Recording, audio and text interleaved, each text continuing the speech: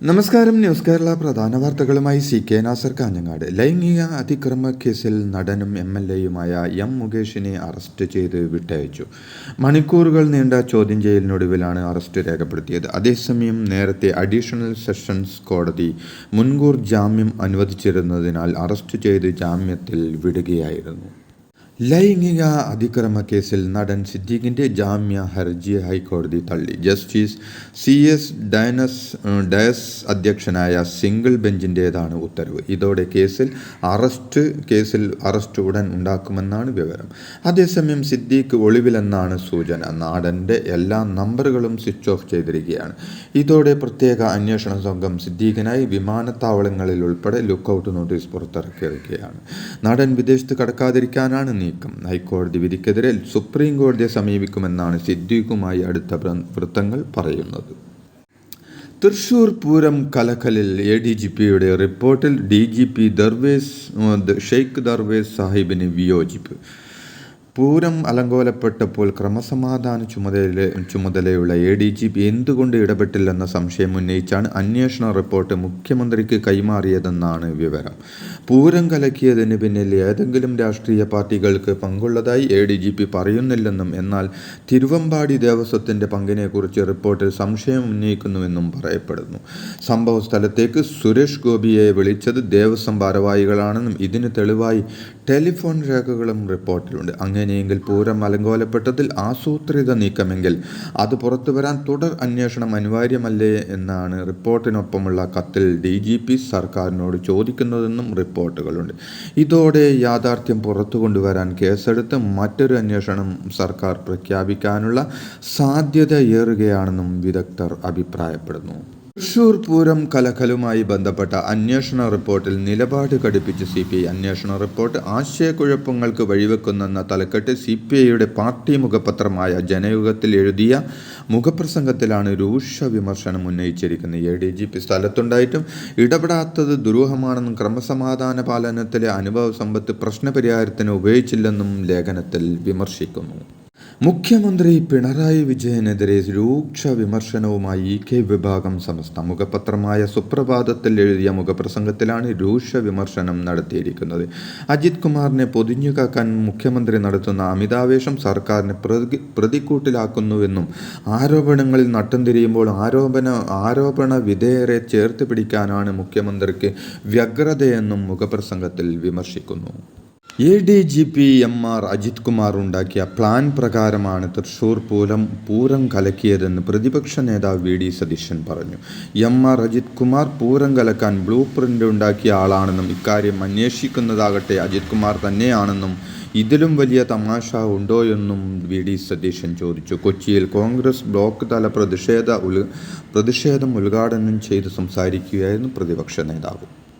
കേന്ദ്ര സർക്കാർ സംസ്ഥാനത്തിൻ്റെ വായ്പാ പരിധി വെട്ടിക്കുറച്ചതാണ് ലൈഫ് പദ്ധതിയെ ഉൾപ്പെടെ ബാധിച്ചതെന്ന് തദ്ദേശ സ്വയംഭരണ മന്ത്രി MP രാജേഷ് പറഞ്ഞു. ഹെഡ്കോ വായ്പാ പരിധി തീർന്നെങ്കിലും പദ്ധതി സംസ്ഥാനം മുന്നോട്ട് കൊണ്ടുപോകും. പ്രധാനമന്ത്രി ആവാസ് യോജന പദ്ധതി സംസ്ഥാനത്തോട് തുടരുന്ന അവഗണന അവസാനിപ്പിച്ചാൽ കൂടുതൽ കുടുംബങ്ങൾക്ക് സഹായകരമാകും എന്നും അദ്ദേഹം പറഞ്ഞു.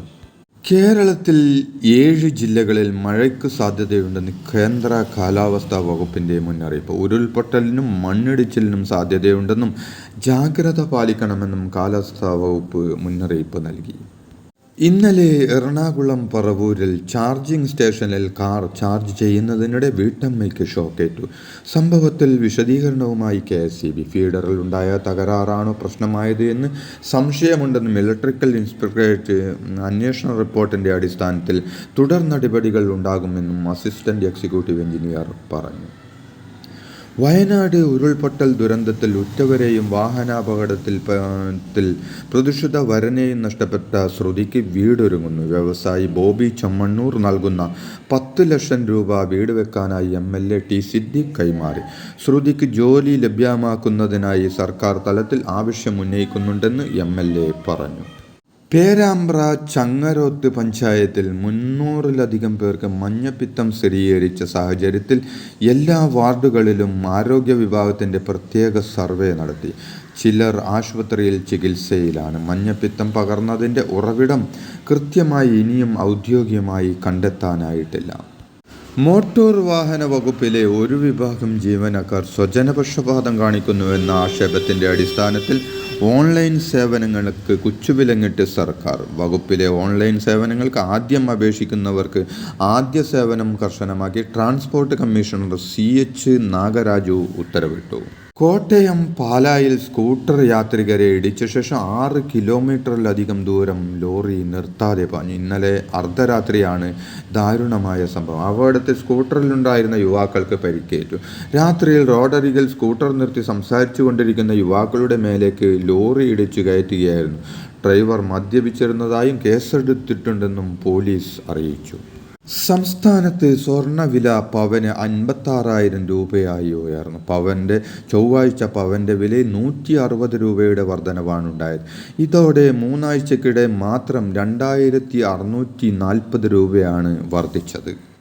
വെട്ടിയിട്ട മുടിയെടുക്കാൻ ആളില്ലാതായതോടെ പ്രതിസന്ധിയിലായി കൊച്ചിയിലെ ബാർബർമാർ.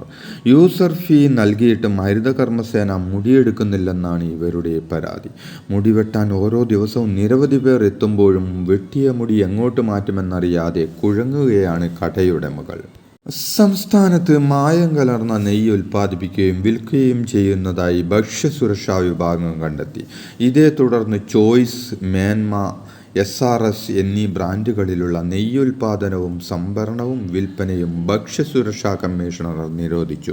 വിപണിയിൽ നിന്ന് ശേഖരിച്ച സാമ്പിളുകൾ പരിശോധിച്ചപ്പോഴാണ് നിശ്ചിത ഗുണനിലവാരമില്ലാത്തവയാണിതെന്ന് കണ്ടെത്തിയത്.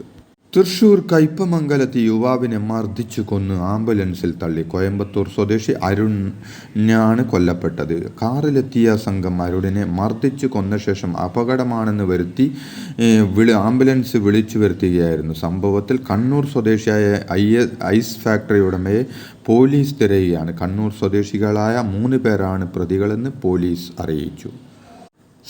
നടൻ സിദ്ദീഖ് സുപ്രീം കോടതിയിൽ മുൻകൂർ ജാമ്യാപേക്ഷ ഫയൽ ചെയ്യുമെന്ന റിപ്പോർട്ടുകളുടെ പിന്നാലെ തടസ്സ ഹർജി നൽകാനൊരുങ്ങി അതിജീവിത. തൻ്റെ ഭാഗം കൂടി കേൾക്കാതെ ഇടക്കാല ജാമ്യാപേക്ഷയിൽ തീരുമാനമെടുക്കരുതെന്നാണ് പരാതിക്കാരിയുടെ ആവശ്യം.